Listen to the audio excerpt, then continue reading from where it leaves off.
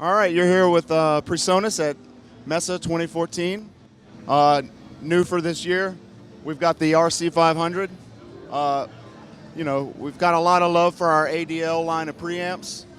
We decided to make a single rack space channel strip version that's solid state, the RC500. It's a great unit, great for getting mic preamp for studio setting. You can run instruments through it. It's a full channel strip. We got the successor to the monitor station. It's like a studio speaker switcher control panel. Very useful for anything from a project studio on up to a professional station.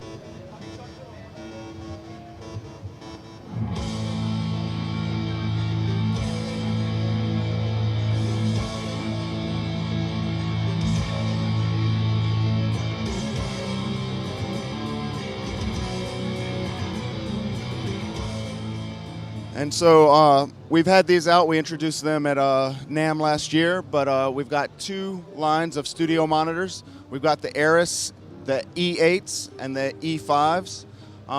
These are your, project studio. They're very affordable, but they sound really great. And then we've got the high-end, top of the line, big boys. We've got the Scepter monitors. We've got the S8 and the S6. Also new this year, we have the Timbler subwoofer. It's a really great subwoofer, integrates well. It's got a foot switchable bypass, crossover, low pass filter, very tight, very punchy. Now, what's interesting about these Scepters is they incorporate the same coaxial design as you'll find in our PA speakers. This was designed with Dave Gunnis, famous speaker designer with the EAW and EV. And they actually contain DSP processing similar to what's in the PA and the mixers. It allows you to basically tune out any of the shortcomings of a coaxial design, so you get the benefits of the coaxial design without any of the problems. You get a single point source, very clear imaging, very wide sweet spot. They sound great. So like I was saying, with our Scepter monitors, we've got a coaxial design, and that was something done jointly with our PA speaker design. So we've got the Studio Live PA series, Studio Live AI, 315, 328, and 312, and the S18 subwoofer. These suckers are loud. 2,000 watts a piece, full true three-way cabinet. You've got the coax mid-range and high-frequency driver for the same clarity and from the single point source. Very great imaging, very sweet sounding, but loud. They've basically been described as like a studio monitor, but at PA volume. So, and when you use them in conjunction with the S18 subwoofer, you get a true four-way system. They're time aligned. So that's the PA speakers as standalone boxes. But inside of each of these PA cabinets, we have the same processing as we have in our Studio Live AI mixer. It gives you a whole host of other features, similar to like a drive rack. You have notch filters, 31 band EQ. You've got speaker temperature monitoring through the SL Room Control application for the iPad. It's they're great speakers standalone. When you add in all the active integration, technology, you really got a full package.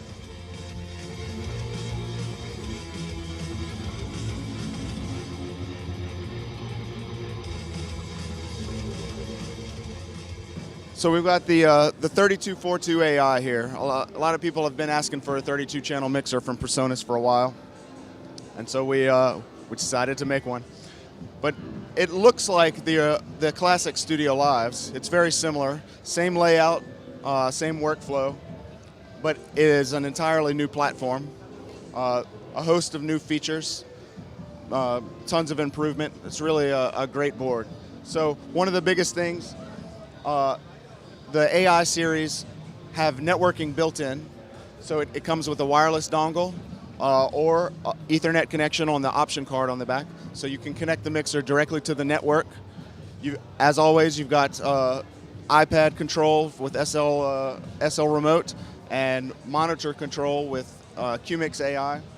But now you can do this without having to have a computer connected, which is nice. The only thing you need a computer for is if you're going to do recording. But you've got a great control software for the mixer for the computer now. It's also networkable, so you can have universal control AI running on any computer on the network. Very flexible. You've also got basically twice the fat channel now. So on every channel, you've got full gate, compressor, limiter, and EQ. But now you've got twice the setting capabilities. So for every channel, you've got an A/B setting, and you can easily, with just one button push, switch back and forth between the two. It's very useful. If you switch over guitars between songs, or you get to the chorus and you want your singer to pop, you just got one button to push. You've got now on the 32 AI, you've got dedicated hardware controls for mute groups and mix scenes. Mute groups are fairly self-explanatory. Mix scenes are basically just a way to save a scene quickly without having to go into the system menu to enter a name. Very useful, especially in festival situations where you have multiple bands and things. It also comes with Capture 2 and Studio One 2.6, I think we're on now. Capture being the recording software for the Studio Live mixers. It records and plays back, and Studio One being the full-featured DAW you can use with any interface. Now, you might be wondering what active integration is all about. So, active integration is our description for the way all of the elements in the ecosystem integrate. So, you can actually now record with the mixer into Capture at your show. Say you do a mix, Capture will save mix scene data. It's basically a scene of your mixer. It's saved with that Capture project. So if you open that Capture project again, you can load that same scene immediately. It automatically loads. Your mixer's right back to where it was. But also, if you open that Capture project in Studio One, there's a Fat Channel plugin in Studio One now. Your Capture project will open up. You'll have tracks all set up just like you did in Capture, but you'll have a Fat Channel plugin on every track, replicating what the settings on the mixer were. So you're now mixing in the box in Studio One, but you have the same mix and the same sound that you had achieved for your recording. It's cool stuff.